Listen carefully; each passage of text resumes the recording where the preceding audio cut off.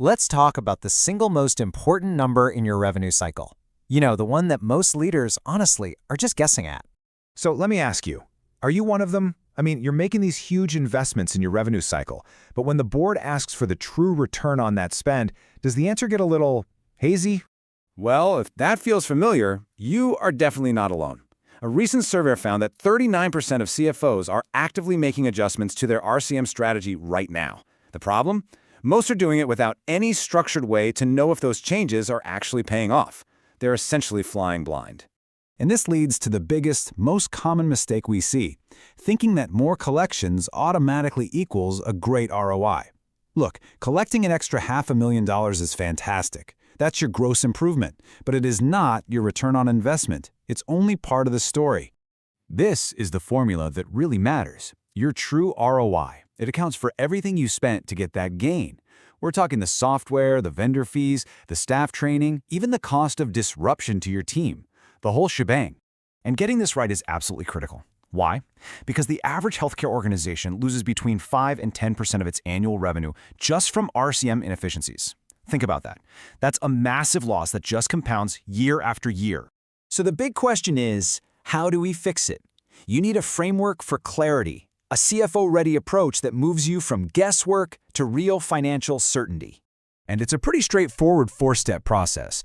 First, you have to establish your baseline. I mean, you can't measure win if you don't even know the starting score, right? Second, calculate your full investment cost. Third, measure your gains across revenue, operations, and risk. And finally, you just plug those numbers into the true ROI formula. Okay, theory is great, but this is where it gets really interesting. Let's look at the payoff. What does this look like in the real world when a company actually applies this framework? So, after 12 months of targeted RCM improvements, one organization saw a gross financial improvement of $2.35 million. A huge number. Now, what did it cost them to get there? Their total investment for technology, support, training, all of it, was $480,000. This is full transparency. So you do the math, and what's the result? A net return on investment of 390% in a single year. Now that is the kind of number that completely changes the conversation in the boardroom. So here's the bottom line. The best performing CFOs, they treat their revenue cycle like any other strategic financial asset. They demand a baseline before they even start a conversation with a vendor.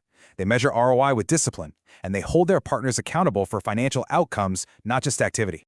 So if you're ready to stop guessing and start knowing your true number, well, this framework is the path to get there. And at ProMantra, we're the partner that can guide you on that path.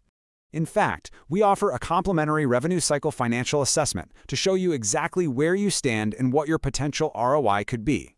It's time to get clarity on your most critical financial engine.